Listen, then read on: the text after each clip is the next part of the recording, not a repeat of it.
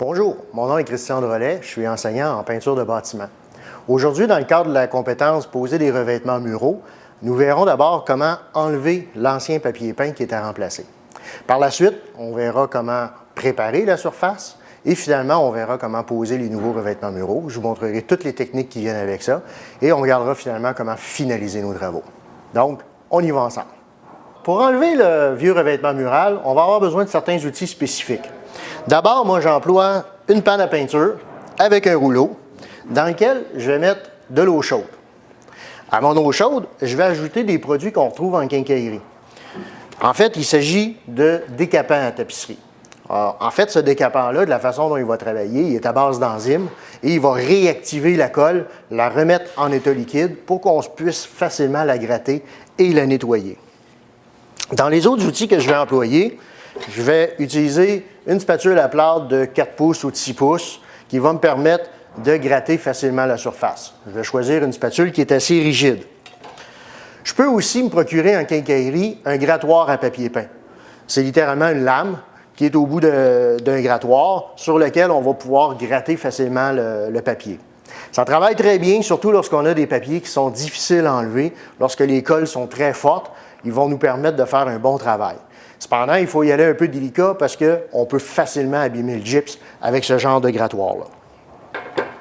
Par la suite, pour faire le nettoyage des surfaces, je vais avoir besoin d'une éponge et idéalement d'un tampon à récurer qu'on achète en fait pour nettoyer les chaudrons. Ça fait très bien. On va pouvoir nettoyer facilement les petits bouts de papier qui restent et les résidus de colle sur la surface. Fait qu'on est prêt à commencer. Pour débuter, il faut enlever la partie du dessus. Le papier peint est toujours fait en deux parties. Il y a la partie arrière qui est en papier sur laquelle on applique la colle et il y a la partie vinylique sur le dessus sur laquelle le motif est imprimé. Cette partie vinylique-là est un petit peu plus étanche à l'eau. Elle est faite justement pour bien résister aux aléas de la vie. Donc, si j'essaie de mouiller directement la surface, je vais avoir beaucoup de difficultés. Fait que qu'est-ce que je vais faire? C'est que je vais prendre mon grattoir, je vais commencer à gratter et enlever la partie imprimée. Donc, on voit très bien ici que j'enlève facilement la partie imprimée et qu'il reste un backing de papier en arrière. C'est celui-ci que je vais mouiller. Vous allez voir tout à l'heure, il va très bien absorber l'eau et je vais être capable de le dissoudre assez facilement. Donc, on se fait plaisir. On enlève tout ça.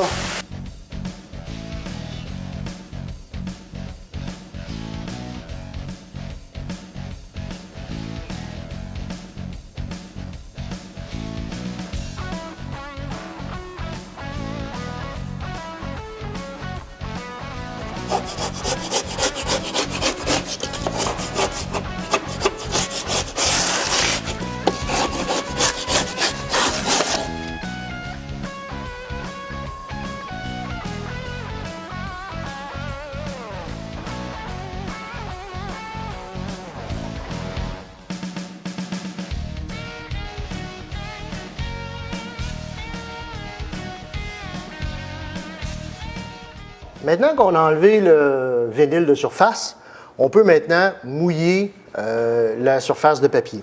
Pour ce faire, j'ai utilisé de l'eau chaude avec l'activant de colle. Vous voyez, l'activant de colle fait un petit peu de mousse, donc c'est un petit peu comme un savon.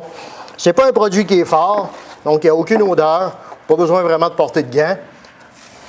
Et qu'est-ce que je fais? C'est que je vais mouiller ma surface de bas en haut. Vous voyez? Si je roulais à l'envers, je ferais bien des dégâts. Donc, c'est pour ça que j'utilise une toile. Et je mouille ma surface de bas en haut pour contrôler mon produit. On voit que le papier s'active assez rapidement. Je peux attendre quelques minutes, puis je peux remouiller encore une deuxième fois. Normalement, si le papier est bien imbibé, on ne devrait pas avoir à gratter très fort.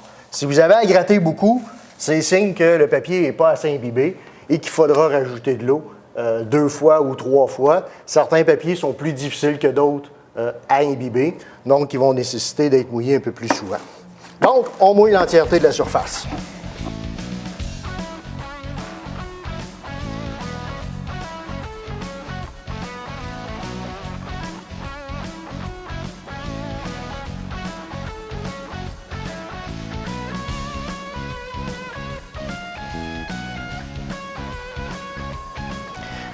Maintenant qu'on a bien mouillé notre surface, il s'agit tout simplement de bien gratter. Donc, avec ma spatule, vous voyez, je peux enlever facilement le revêtement de papier. Si j'avais un petit peu plus de difficulté, je pourrais très bien également utiliser mon grattoir avec la lame de rasoir. Ça peut très bien aller également pour nettoyer la surface. Donc, on voit ici, le papier s'enlève très bien. Ça veut dire que c'est très bien humecté. Donc, je vais avoir beaucoup de facilité à enlever le reste du revêtement. Dans le cas où il reste quelques petits résidus de papier, c'est pas compliqué. On remouille encore un petit peu avec l'eau chaude, avec le décapant. Et ensuite, avec une éponge à récurer, je peux venir enlever ce qui reste de produit.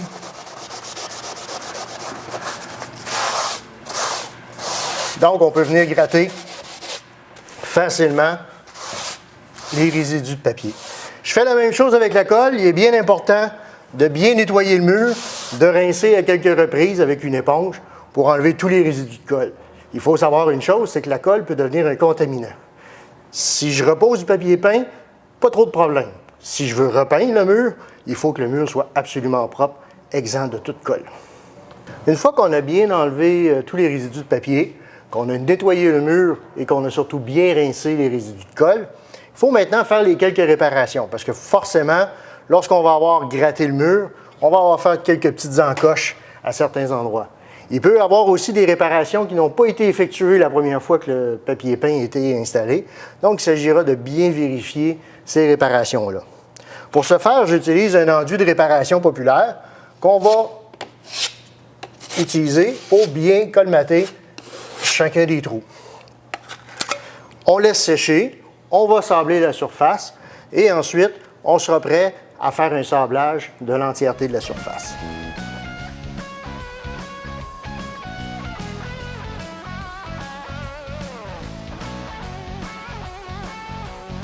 Maintenant qu'on a bien préparé nos surfaces, qu'on a fait les réparations, qu'on a fait le sablage, on est maintenant rendu à l'étape de sceller nos surfaces.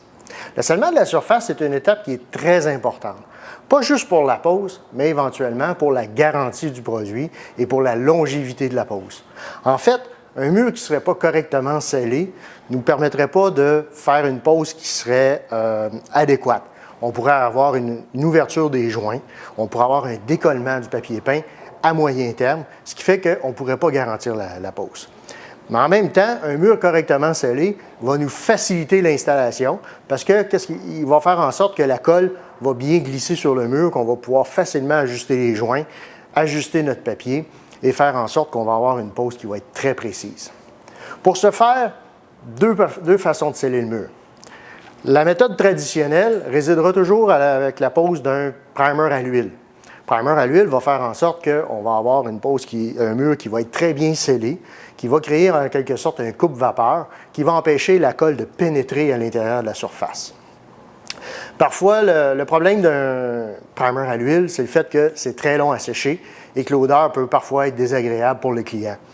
Ce qui fait que maintenant, sur le marché, on trouve des apprêts à papier peint à base d'eau.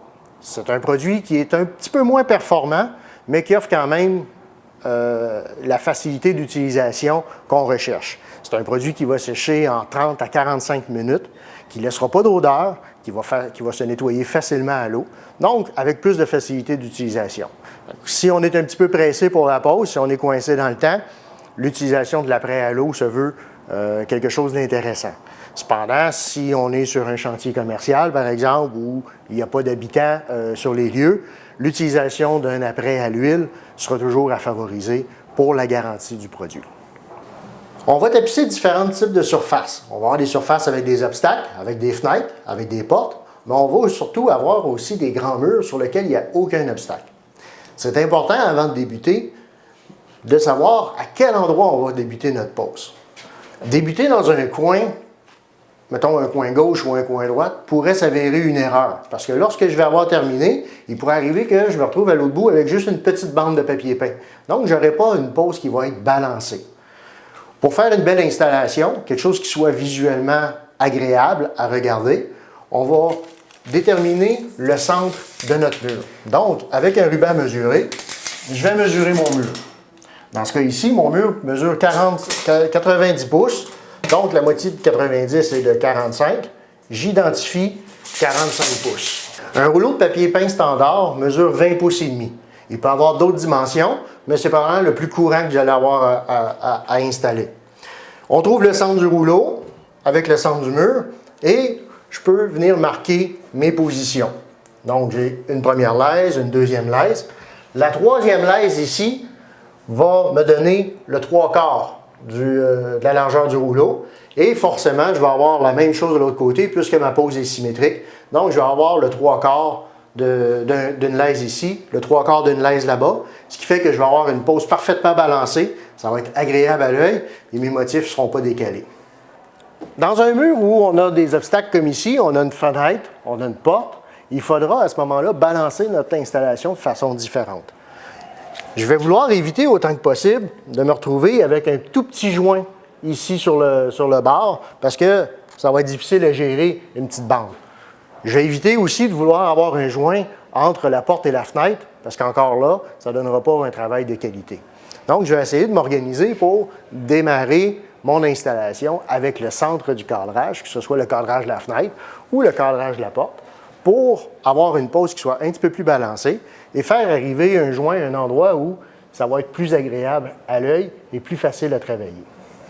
Donc, dans un mur comme celui-ci, je pourrais très bien dire, bon, bien, je vais partir avec le centre de la fenêtre, donc faire arriver un joint ici, ce qui me donne une bande partielle au bout de mon mur.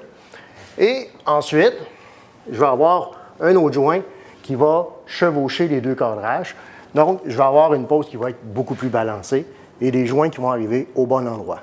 On va essayer d'éviter autant que possible, lorsqu'on a des interrupteurs, de faire arriver un joint trop près d'un interrupteur parce que forcément, à chaque fois qu'on va actionner l'interrupteur, on risque d'accrocher le joint et ça pourrait faire ouvrir le joint éventuellement à moyen terme. Avant de débuter notre installation, il s'agira de bien vérifier la commande qu'on a reçue. On va vérifier tout d'abord qu'on a la quantité de papier peint suffisante pour couvrir la surface qu'on a à couvrir. Dépendant des papiers peints, on calculera de 5 à 20 % la quantité excédentaire de la surface à couvrir.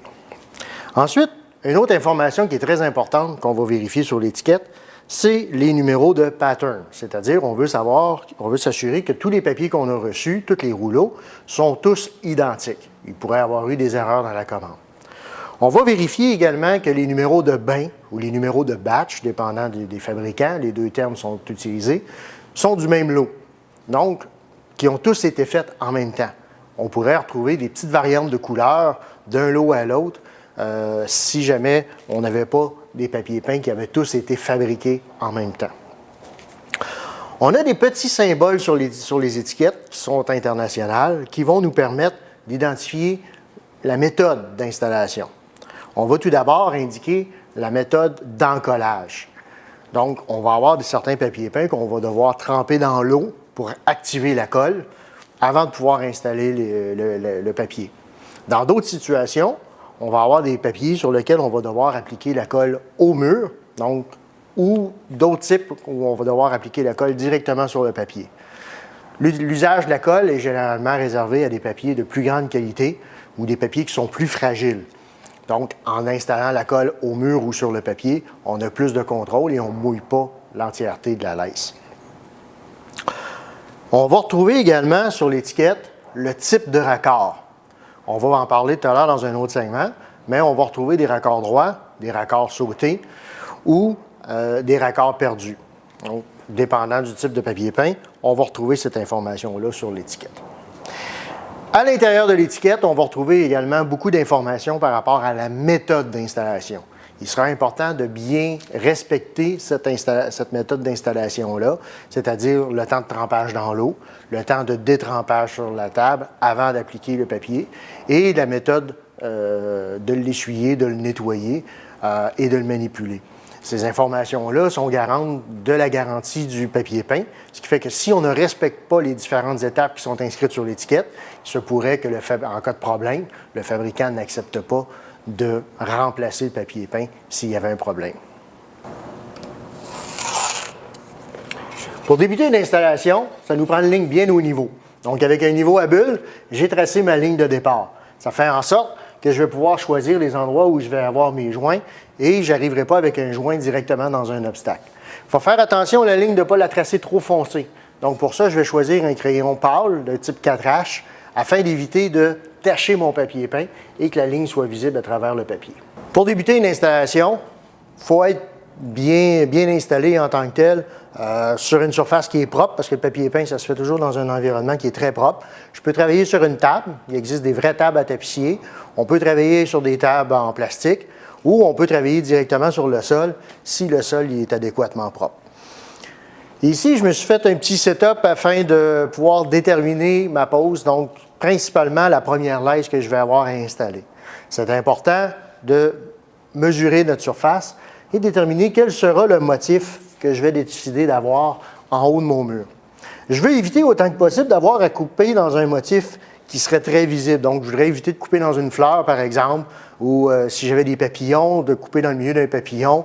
Je vais choisir de couper, en fait, l'emplacement de mon plafond entre deux motifs pour éviter que ça soit désagréable à l'œil. Ici, j'ai mis une baguette qui détermine mon plafond, donc l'endroit où je dois couper. La première laisse, je l'ai déroulée, la longueur de ma surface, plus je me suis gardé un 10 cm de surplus pour pouvoir araser au niveau de la plainte et au niveau du plafond. Donc, on va toujours avoir un petit 5 cm en haut et en bas pour pouvoir redécouper notre surface. La première laisse est facile. La deuxième, ça se complique un petit peu. Ici, on a un raccord sauté. Donc, je ne peux pas dire, je vais couper tout de suite ma laisse à 105 pouces, par exemple, si ma première était de 105. Il va falloir que je détermine le bon raccord. Fait que pour ce faire, j'ai installé ici, j'ai travaillé avec le deuxième rouleau. J'ai la chance d'avoir plus qu'un rouleau ici sur mon installation. Donc, j'ai pris un deuxième rouleau et je viens le positionner à côté et je viens le faire glisser jusqu'à ce que je trouve la concordance de mes motifs. Donc, ici, mes motifs, ils concordent bien, mais je n'ai pas assez long en bas, donc je dois aller au raccord suivant. Donc, on observe bien que le raccord qui est ici se répète ici et se répète ici. Dans ce cas ici, c'est un raccord qui se répète à tous les 20 pouces. Donc, je vais devoir redécaler de 20 pouces pour pouvoir avoir la bonne longueur. On observe que j'ai une perte. C'est ce que j'expliquais tout à l'heure. Donc, avec un papier peint à raccord sauté, à chaque fois que je vais avoir à couper une laisse, je vais devoir sauter de l'espace d'un raccord.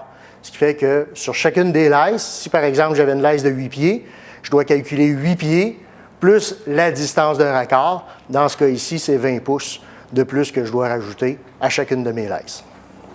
Dans d'autres situations, comme ici, on a un papier où il n'y a pas vraiment de raccord. Donc, si on observe bien, il n'y aura pas de dessin à ajuster. Donc, dans ce cas ici, l'installation va être très, très facile. Je vais pouvoir couper la laisse à peu près n'importe où. Donc, il n'y aura pas de perte significative, à part le 5 cm qu'on va devoir araser près du plafond et près de la plainte.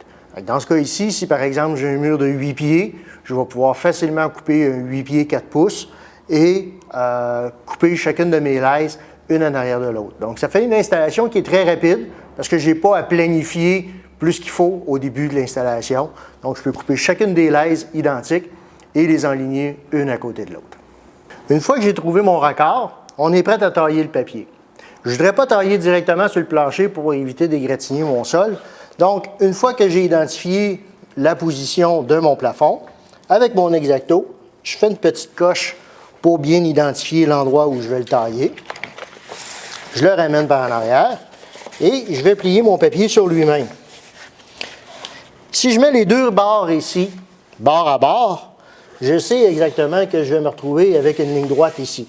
Donc, je peux plier, sortir ma lame d'X-Acto un peu plus longue, la rentrer entre les deux et tout simplement venir faire une coupe. J'ai une coupe bien droite qui va me permettre de pouvoir faire une première installation. Une fois qu'on a taillé notre laisse, une des choses importantes, c'est de bien numéroter la laisse. Donc, je vais marquer la laisse numéro 1, la laisse numéro 2 et ainsi de suite, à la fois pour déterminer le haut de mon papier. Donc, une fois qu'il est coupé et qu'il est enroulé, pour pouvoir le dérouler dans le bon sens et savoir dans quel ordre on va devoir les poser. On va toujours marquer dans un endroit qu'on sait qu'on va devoir éventuellement couper. Donc ici, je l'ai marqué bien dans le haut, dans le petit 5 cm qui va être coupé par la suite.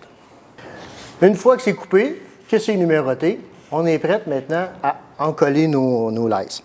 Le papier peint que j'ai ici, c'est du papier qui est pré-encollé, c'est-à-dire que la colle est déjà sur l'endos du papier. Donc, qu'est-ce que je vais faire? C'est que je vais prendre une auge à eau avec de l'eau tiède, pas trop chaude parce qu'on ne veut pas suractiver la colle, mais pas trop froide non plus parce qu'on ne veut pas saisir le papier. Il faut savoir que le papier, c'est en quelque sorte quelque chose qui est un petit peu vivant.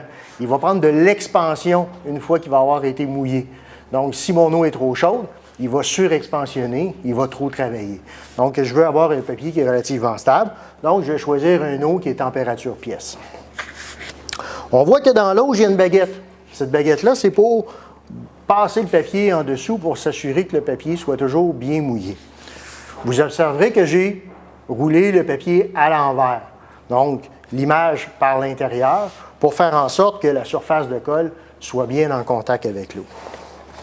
Donc, je n'ai pas besoin de plonger très très longtemps. L'idée, c'est tout simplement que le papier soit bien imbibé d'eau.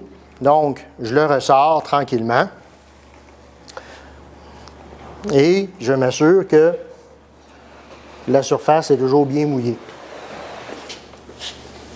Je replie sur lui-même, colle à colle. Et je peux ressortir le reste. Comme ça ici. Et je repositionne encore colle à colle. Selon les instructions du manufacturier, on va laisser détremper comme ça 3 à 5 minutes, dépendant des papiers.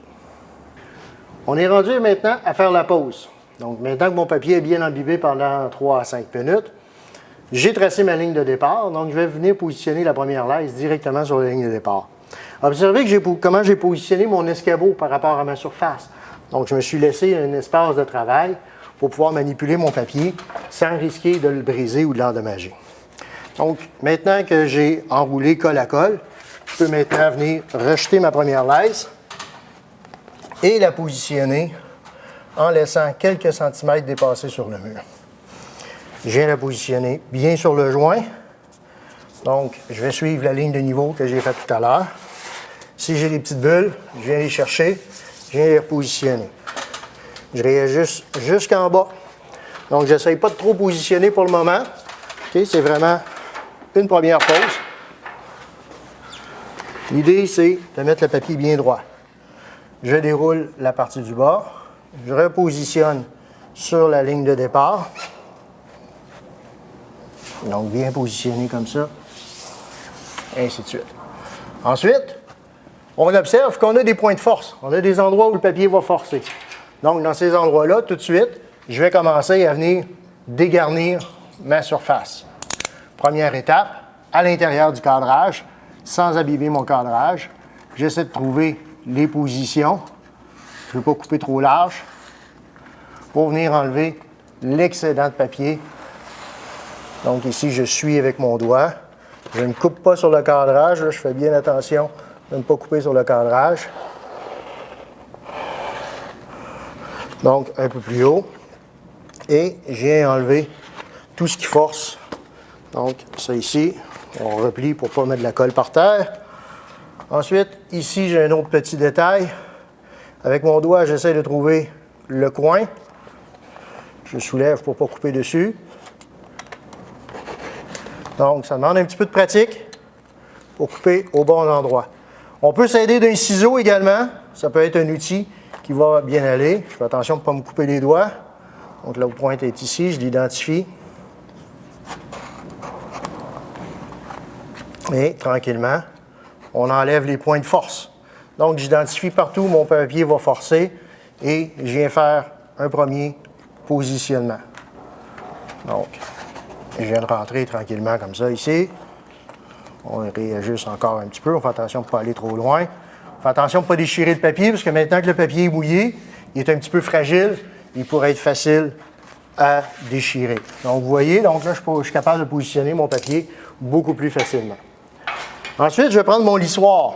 Donc, je vais prendre un lissoir ça, et je vais venir chasser les bulles. Je vais lisser tranquillement en respectant le sens du papier. Donc, j'essaie pas de trop placer. On enlève les plus grosses bulles, de sorte que le papier se positionne bien sur le mur. Et là, tranquillement, je vais venir faire des coupes plus précises. Donc, je vais trouver ici le coin de mon cadrage. Je vais piquer le coin, couper en 45 pour être capable de venir positionner le bas et ensuite venir positionner le haut. Je vais travailler la même chose ici. Donc, je trouve le coin de mon cadrage.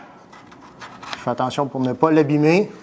Dans certains cas, on pourrait avoir des cadrages qui seraient en bois, teint et vernis. Donc, on ne voudrait pas les abîmer non plus. Donc, ici, j'ai un chambranle. On va venir couper. Comme ça. Je fais attention pour ne pas me blesser. Et je peux venir ensuite réajuster plus précisément. Principalement, on va utiliser le lissoir jaune pour retirer les bulles derrière le papier peint. C'est celui qui est le plus couramment utilisé. On va pouvoir facilement pousser les bulles vers l'extérieur. Remarquez que j'essaie toujours de travailler dans le sens du papier peint. J'évite autant que possible de pousser de côté pour éviter que le papier se déforme et à ce moment-là, on ne serait plus sur notre ligne de niveau.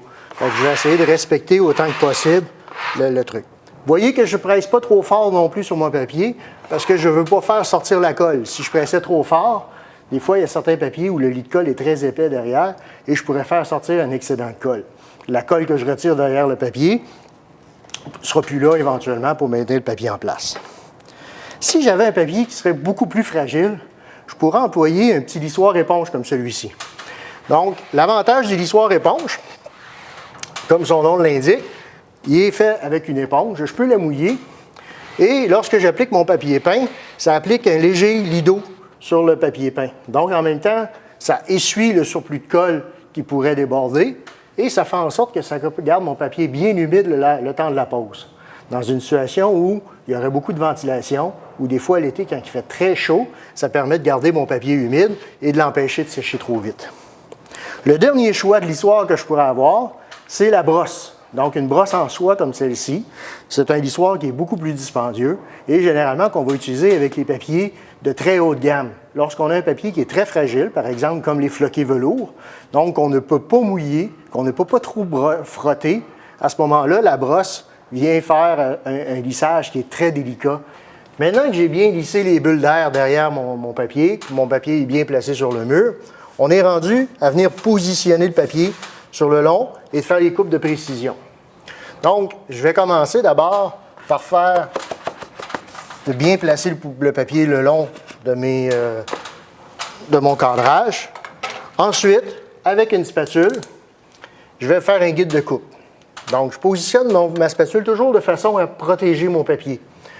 Je peux venir appliquer une certaine pression et ensuite, avec ma lame d'X-Acto, je viens faire ma coupe.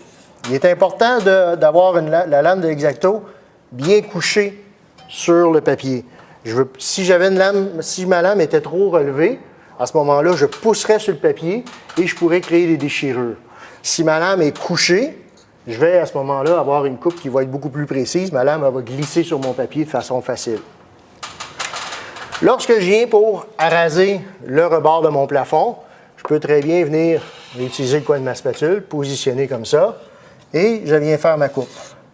Mon outil, mon couteau reste en place. Je vais déplacer mon grattoir comme ça pour toujours me faire une guide de coupe et faire une coupe qui soit bien précise.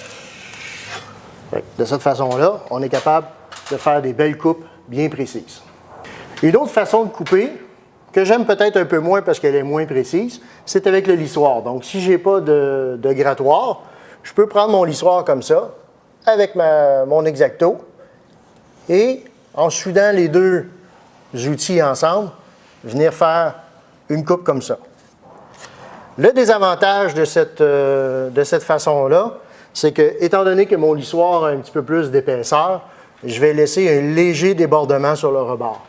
Par contre, dans une situation où le cadrage serait peut-être pas très beau, où le joint entre le mur et le cadrage serait peut-être pas bien fini, ça peut jouer en notre faveur dans cette situation-là. Ici, j'ai un limon d'escalier qui descend. Donc, je vais avoir à faire une coupe encore là pour suivre le limon. Un peu comme j'ai fait avec mon chambranle de fenêtre tout à l'heure, je vais positionner mon papier. Je détermine l'endroit maximum où je dois couper et je vais venir faire une coupe générale.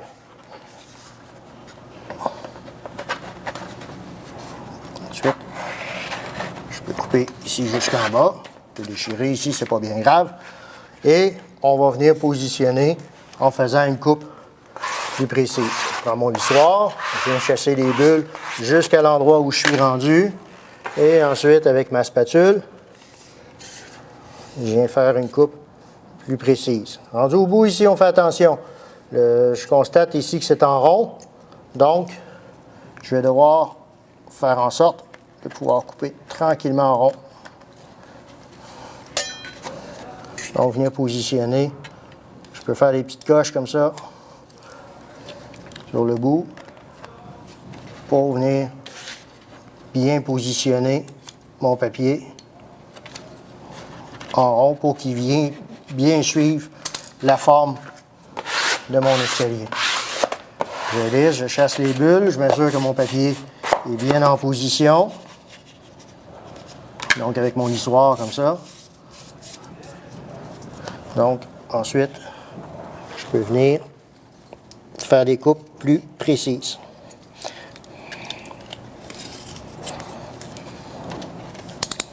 Dans certains cas, là, je constate que ma lame d'X-Acto ne coupe plus très bien. Sur le gyps, ça endommage beaucoup les lames d'X-Acto. Donc, les lames d'X-Acto sont faites pour pouvoir être cassées. Donc, il y a des petites lignes à l'intérieur. Je peux arriver, venir casser la partie qui est brisée et je vais la mettre en sécurité pour ne pas se blesser. Et ensuite, je repars avec une lame avec un nouveau tranchant. À ce moment-là, j'arrive à venir faire des belles coupes bien précises. Je protège ma coupe. Et j'enlève mon truc.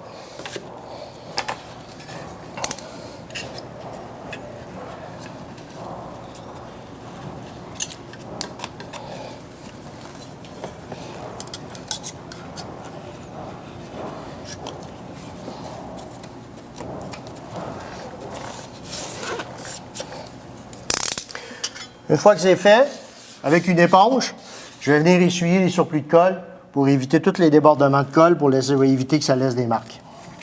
Il y a un certain pourcentage de rouleaux qui peut avoir des légers défauts. Ça peut être des défauts d'impression. Il peut avoir été abîmé dans le transport. Des fois, c'est les côtés qui ont été brisés. Les rouleaux sont garantis. Donc, si on constate qu'il y a des défauts, on va mettre les rouleaux à part. On va pouvoir les faire échanger.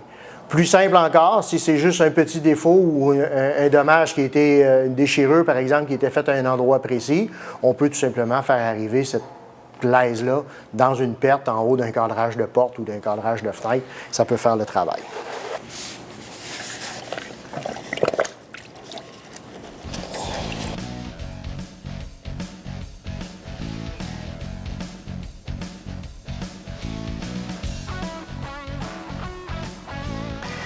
La deuxième laisse va s'installer un peu de la même façon que la première, à la différence près qu'au lieu d'avoir une ligne de niveau, on va utiliser le rebord de la première laisse pour s'enligner. Donc, en premier, je retrouve mon raccord, donc le positionnement de mon dessin. Je fais un premier pré-ajustement. Je fais attention pour ne pas déchirer mon papier en le manipulant. Donc, je viens réajuster. Vous voyez, je décolle le côté gauche pour enlever du collant et ensuite je viens le positionner quand je suis à la bonne place. On vient faire l'ajustement du joint, c'est primordial.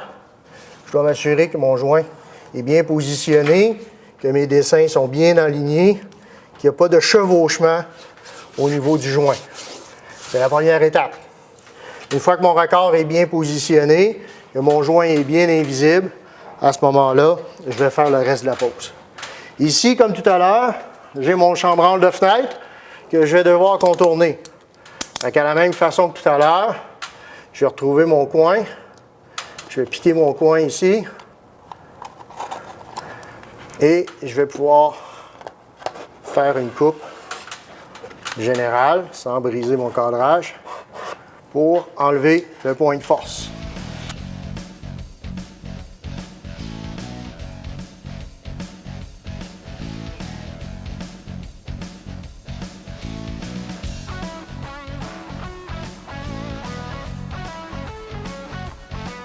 Et tant que mon joint est bien ajusté et que j'ai enlevé les points de force qui empêchaient mon papier de bien se positionner au mur, je m'assure encore une fois que mon joint ne s'est pas déplacé, c'est primordial. Donc, un joint qui est quand même bien ajusté. À cette étape-ci, je peux commencer à faire des coupes plus de précision, donc venir faire les découpes de mon chambranle de fenêtre. Donc, comme on a fait tout à l'heure, mon X-Acto bien couché, la spatule qui suit.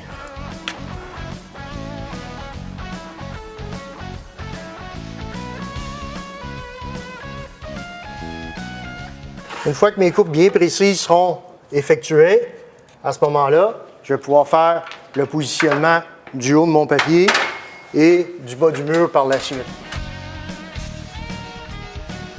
Au fur et à mesure que je travaille, souvent je vais avoir une éponge humide ou une guenille humide pour essuyer les débordements de colle qu'il pourrait avoir sur mes cadrages et sur le joint de mon papier.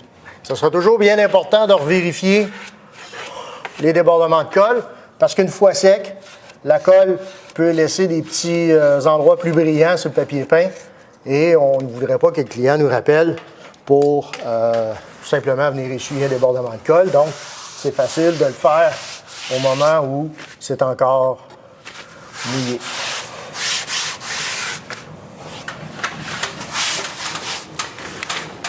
Ici, comme vous voyez, je presse délicatement sur mon joint sans trop appuyer pour ne pas faire sortir le surplus de colle. Maintenant que le haut est bien positionné, on va faire exactement la même chose avec le bas.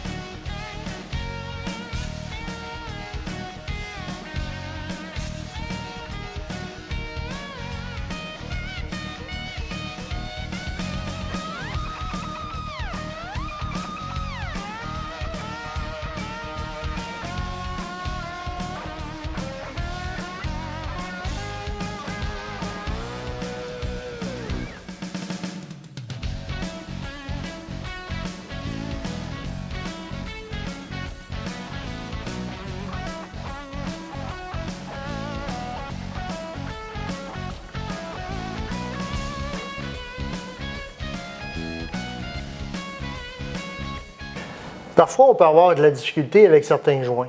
Des fois, il peut y avoir un léger manque de colle dans un joint.